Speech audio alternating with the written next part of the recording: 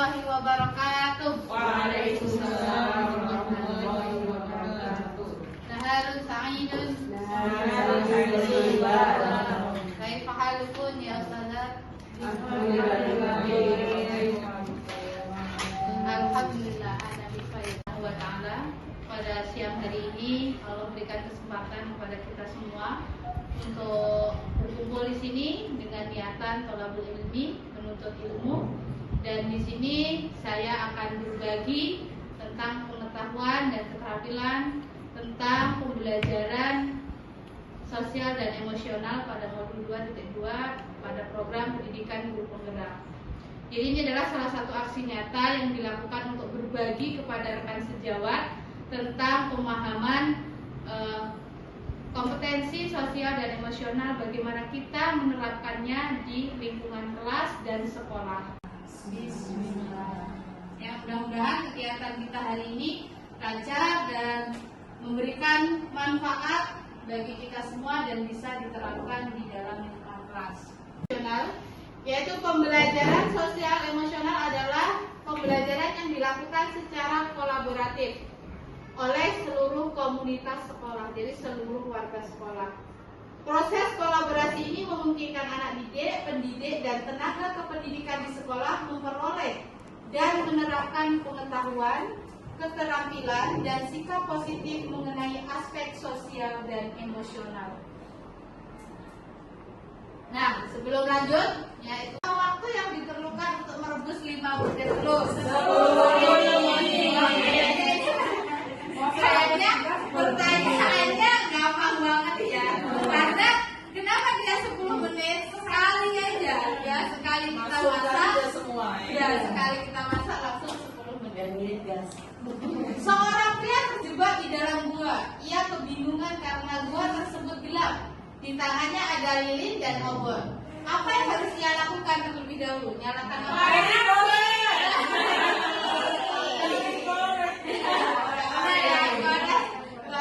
Oke, sekarang saya minta ice breaking ya.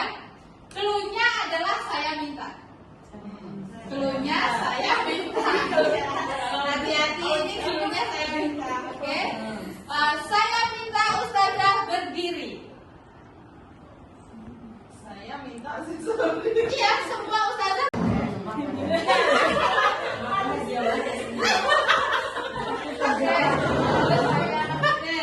Saya minta angkat tangan kanan.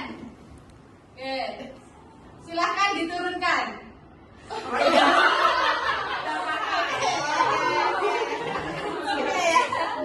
Oke, saya minta turunkan tangan kanan. Ya. Kemudian saya minta angkat tangan kiri. Oke. Silakan duduk kembali.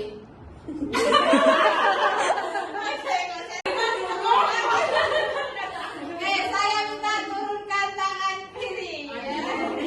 Oke, silakan duduk kembali. Saya minta angkat kedua tangan. Saya minta duduk.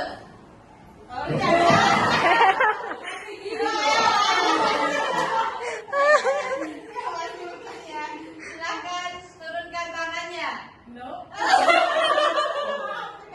Oke, saya minta turunkan tangannya. Yaitu kesadaran yang muncul ketika seseorang memberikan perhatian secara sengaja pada kondisi saat sekarang dilandasi rasa ingin tahu tanpa menghakimi dan kebaikan. Ini salah satu praktek mindfulness-nya adalah teknik stop, yaitu S-nya stop, T-nya take a breath, kemudian O-nya observe, kemudian P-nya proses. Stop artinya berhenti sejenak, kemudian ambil nafas dalam, amati sensasi. Bagi Anda. Duduklah dengan posisi tegak, tidak membungkuk, namun tetap rileks. Rasakan tubuh bertumpu pada lantai atau tempat duduk Anda. Istirahatkanlah. Rasakan lantai Anda berpijak. Rasakan tempat duduk Anda. Silakan pejamkan mata atau arahkan pandangan ke depan. Yang keluar dari lubang hidung. Lakukan sebanyak 2 kali.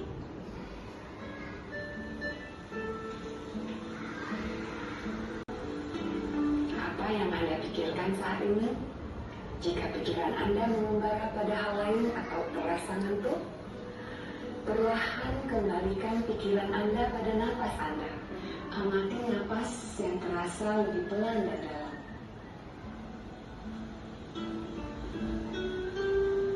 Amati tubuh yang terasa lebih rileks. Tarik napas dalam. Sadari napas masuk. Sadari napas keluar. Rasakan, lanjutkan kembali aktivitas Anda dengan perasaan yang lebih tenang, pikiran yang lebih jernih, dan sikap yang lebih positif. Mungkin kalau ada beban-beban itu berkuranglah sedikit. Masya Allah, lebih rileks ya. Beban, ya beban lebih terasa ringan ya. Kayak yang lain. Gimana? Apa mungkin ada yang ngerasain ngantuk atau merasa kondusif kelas itu bisa kita pandu anak-anak untuk itu. Semuanya diam, ya. Duduk dengan tenang, tangannya di atas paha semuanya, semua fokus pada suara ustazah. Ya kalau di pramuka biasanya anak nerapin itu di renungan suci.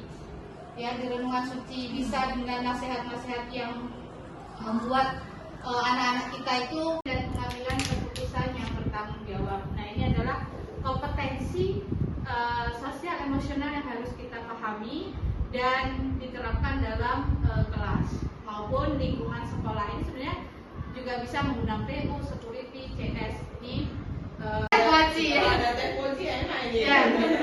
Jadi kesadaran diri itu adalah kemampuan untuk memahami perasaan, emosi dan nilai-nilai diri sendiri dan bagaimana pengaruhnya pada perilaku diri dalam berbagai situasi dalam konteks kehidupan. Emosional itu sudah kita terapkan dalam pembelajaran sehari-hari. Ya, ini ada contohnya.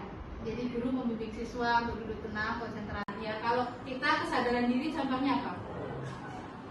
Misalnya kajian Sabtu. Itu kan tanpa apa? Kita ini sudah sadar bahwa oh iya ini adalah menjadi sebuah kewajiban. Itu karena ketika anak datang ke sekolah itu tidak terlambat, maka dia sudah benar-benar.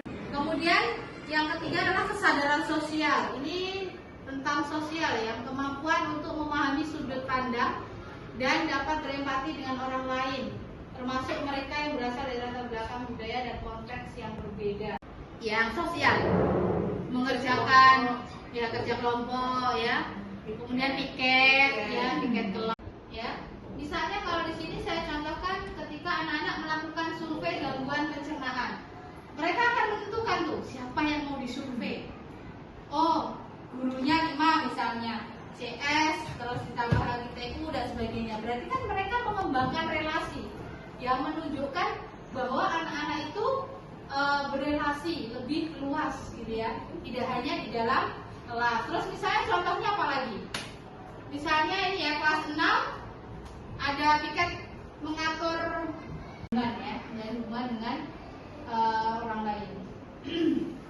Nah, ini pengambilan keputusan yang bertanggung jawab itu adalah kemampuan untuk mengambil pilihan-pilihan membangun yang berdasar atas kepedulian, kapasitas dalam pertimbangan standar-standar etis, dan rasa aman, dan untuk mengevaluasi manfaat dan konsekuensi dari bermacam-macam tindakan dan perilaku untuk kesejahteraan psikologis atau well-being diri sendiri, masyarakat, dan kelompok. Jadi ini tentu sudah sangat sering ya kita terapkan di kelas karena pengambilan keputusan yang bertanggung jawab. Kalau saya di sini contohnya adalah komitmen dengan kesepakatan atau keyakinan kelas yang sudah dibuat. Jadi anak-anak bagaimana kesepakatan kelas kita? Itu kan sudah kita putuskan. Ya berarti kita harus bertanggung jawab atas keputusan atau kesepakatan lainnya apa misalnya? Keputusan yang bertanggung jawab.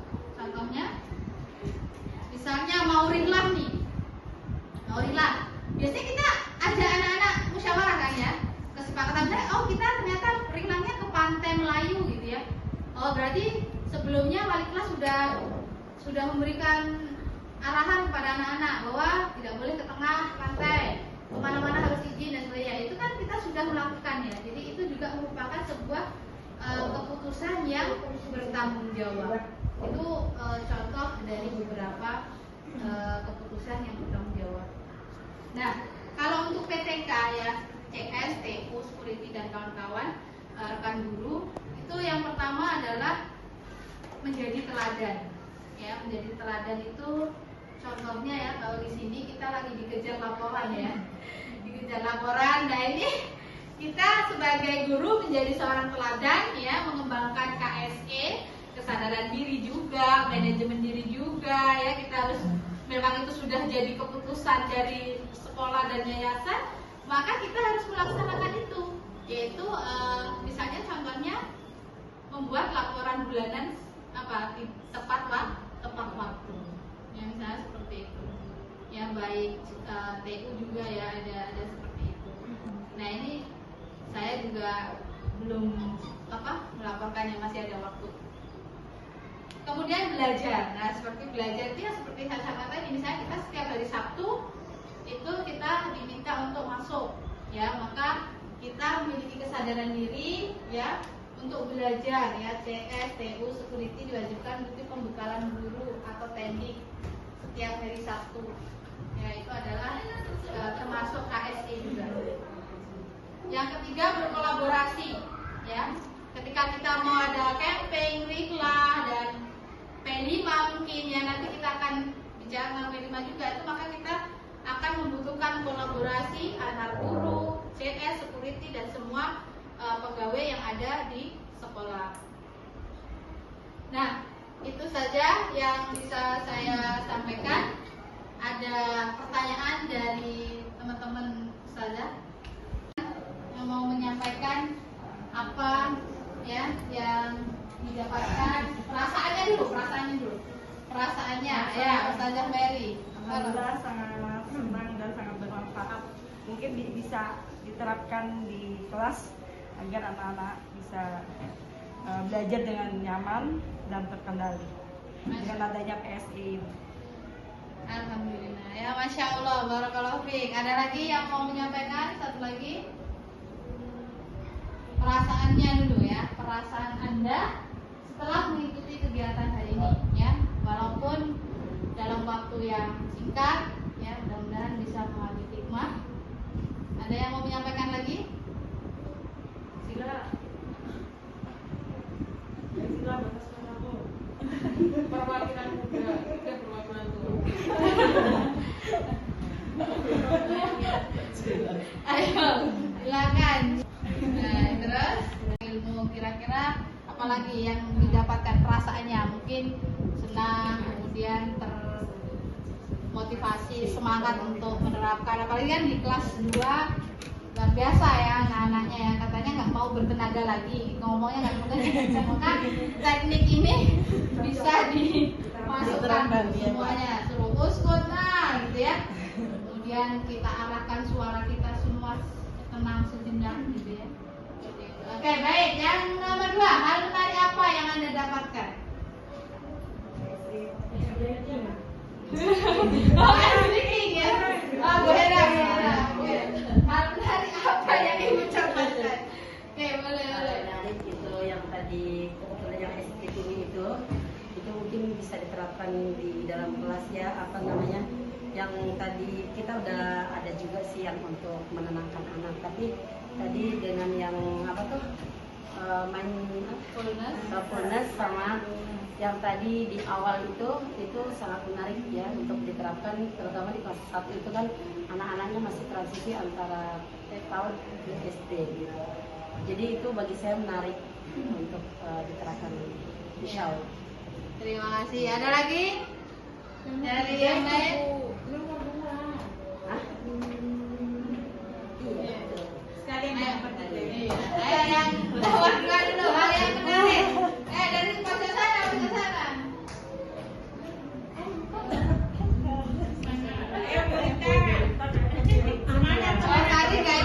breaking ya. Iya, nggak kena jebakan. Jangan menekan nasi dulu sendiri. Ini kalau lagi baik ada es breaking. SK-nya lain. Yang penting di dua sumber itu KSE-nya. KSE-nya ya. Kita lagi dari sini. Oh, yang nomor 3 lah ya. Rencana apa yang Anda lakukan untuk diri sendiri dan peserta didik? Nah, itu. Setelah mengikuti Ini udah tangan tuh. Udah tangan dari maju-maju ini. kayak Iya, ya rencana KSE. Apa tadi KSE? Kesadaran kompetensi sosial dan emosional. Rencana kan seperti mindfulness ya, kesenangan. Sebenarnya udah pernah ngelakuin gitu Mbak, tapi caranya berbeda gitu. Anak kan sabar. Oh ternyata mindfulness itu memang namanya main-main gitu ya. Jadi memang menenangkan, ya sangat bermanfaat untuk diterapkan pada peserta didik, insya Allah. Dan ya itu tadi emosionalnya karena lebih terkontrol dan merasakan lebih baik dan lebih tenang ketika menghadapi anak-anak. Itu aja. Alhamdulillah, barakallahu fiik. Baik ya. Kesimpulannya adalah bahwa KSE ini, kompetensi sosial dan emosional ini sudah kita terapkan ya. Namun mungkin ada hal-hal baru atau istilah-istilah ya. Memang istilah-istilah kayak kesadaran diri, manajemen diri, kesadaran sosial, kemudian keterampilan berrelasi dan pengambilan keputusan yang bertanggung jawab ini adalah sesuatu hal yang baru. Awal mula saya belajar juga, oh ternyata sudah semua kita lakukan gitu ya. Tapi karena ternyata di situ ada ilmunya, ada istilah-istilah yang harus kita ketahui, dan disinilah kita berbagi kepada rekan-rekan guru sejawat dan juga PTK yang ada di sekolah. Mungkin itu yang bisa saya sampaikan pada kesempatan hari ini. Apakah masih ada yang mau disampaikan? Kalau tidak ada, karena ini juga sudah waktunya mau sholat, ya sekali lagi saya mengucapkan terima kasih banyak, dan mudah-mudahan di kesempatan yang akan datang akan ada lagi sesi berbagi praktik baik, dan insya Allah akan tetap mengundang teman-teman rekan sejawat.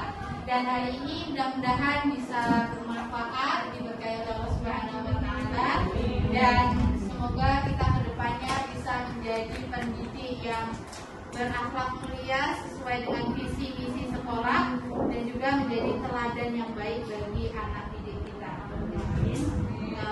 Kita tutup dengan doa kafaratul majelis. Subhanallahumma wa bihamdika, asyhadu an la ilaha illa anta, astaghfiruka wa atubu ilaik. Wassalamualaikum warahmatullahi wabarakatuh. Waalaikumsalam.